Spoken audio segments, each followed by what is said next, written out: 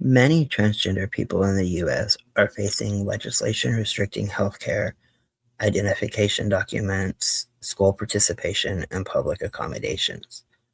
Government rhetoric that frames trans existence as a threat rather than a human reality.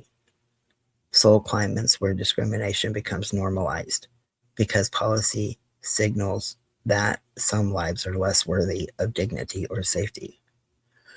Erosion of rights through incremental laws, often framed as protective, but functioning as mechanisms of exclusion. These patterns create a lived experience where simply existing becomes politicized, surveilled, or punished. Transgender people in the United States are living through a movement where our existence is treated as a political problem rather than a human reality.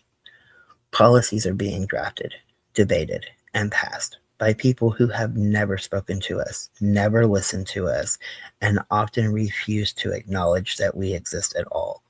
The result is a government that punishes what it refuses to understand. Across the country, lawmakers are introducing bills that restrict healthcare, censor identity, and criminalize ordinary life. These laws are not abstract. They shape whether a young person can access medically supported care. They determine whether an adult can update their identification documents. They influence whether a parent can support their own child without fear of state intervention.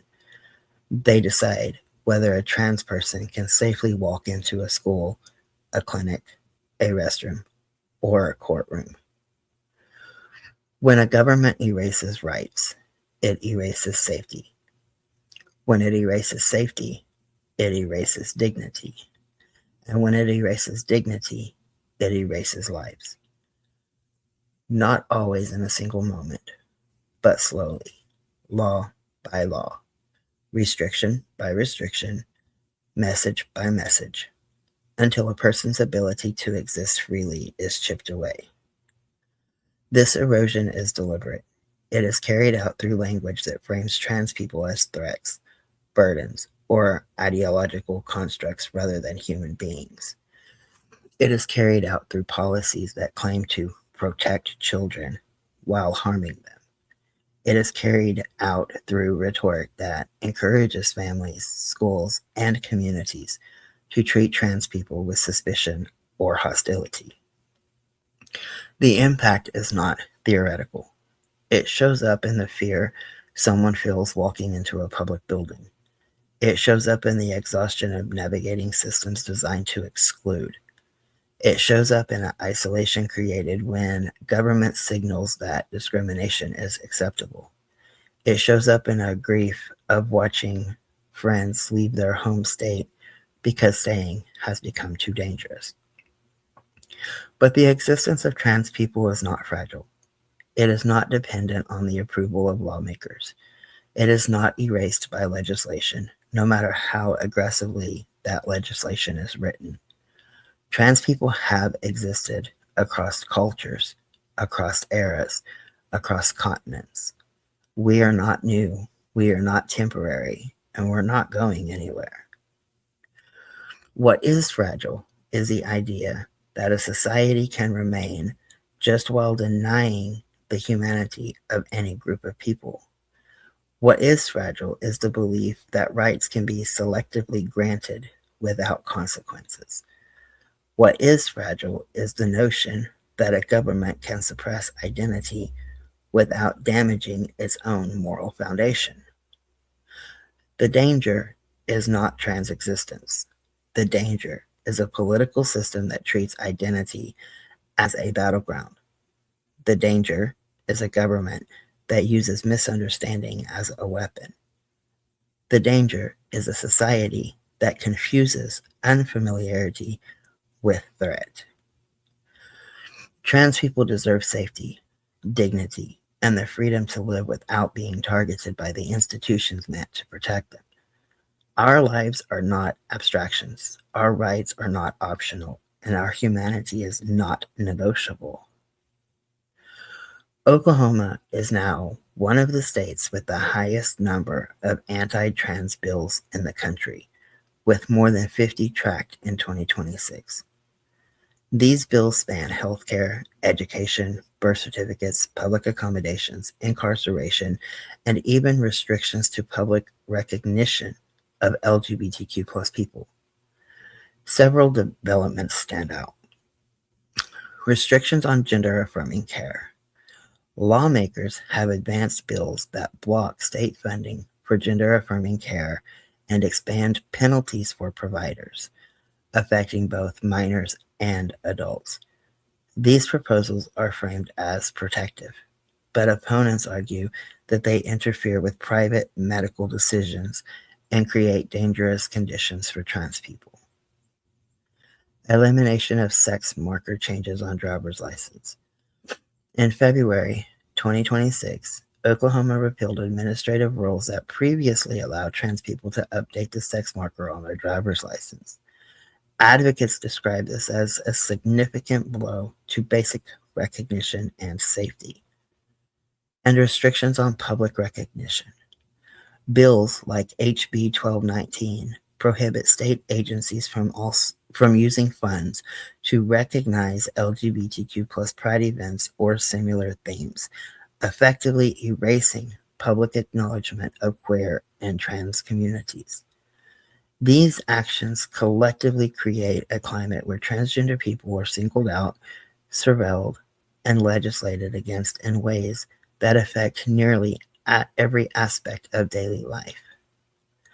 The impact of these laws is not limited to legal paperwork or medical access.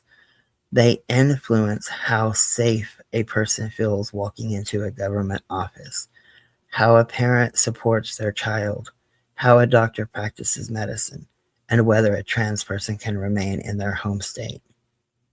Key effects include loss of legal recognition, making it harder to navigate employment, housing, travel, and interactions with law enforcement. Reduced access to health care, not only through direct bans, but through fear among providers who risk penalties for offering or even referring care. Increased vulnerability to discrimination, as state policy signals that trans people are less worthy of dignity or protection.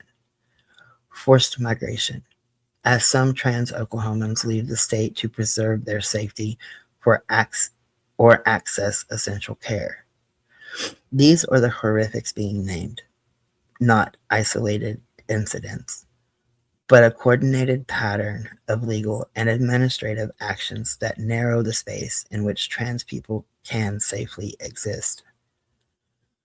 In Oklahoma today, being transgender means living under a government that has made our existence a legislative target. Bill after bill, rule after rule, the state has chosen to treat us not as neighbors, but as not as community members, not as human beings, but as problems to be controlled. More than 50 anti-trans bills have been introduced across healthcare, education, identification, public spaces, and even the right to be publicly acknowledged. These are not symbolic gestures. They are deliberate attempts to erase us from civic life. They tell every agency, every school, every hospital, every courtroom, you do not have to see these people as fully human. When lawmakers block access to gender-affirming care, they are not protecting anyone. They are stripping families of the ability to make private medical decisions. They are threatening doctors with punishment for doing their jobs. They are creating a healthcare desert where trans people are forced to choose between suffering in silence or leaving their home state. When the state repeals the ability to update driver's license, it is not a bureaucratic change. It is a message. It tells trans people your identity will not be recognized here. It tells employers, landlords, and police officers you are allowed to question this person's legitimacy. When the government bans agencies from recognizing pride or LGBTQ plus communities, it is not about flags or events. It is about erasing us from public memory. It is about telling young people that their identity is something shameful, something unmentionable, something the state refuses to acknowledge. These laws do not just remove rights, they remove safety, they remove dignity, they remove the basic ability to move through the world without fear. And yet, despite all of this, trans people in Oklahoma continue to exist, continue to resist, and continue to build community, continue to survive. Our existence is not fragile. What is fragile is the idea that the society can remain just while denying the humanity of any group of people. The danger is not us. The danger is a political system that uses misunderstanding as a weapon. The danger is a government that believes it can legislate people out of public life. The danger is the silence that grows when oppression becomes normalized. We are not going anywhere. Our lives are not negotiable. Our dignity is not optional, and no amount of legislation will erase the truth of who we are.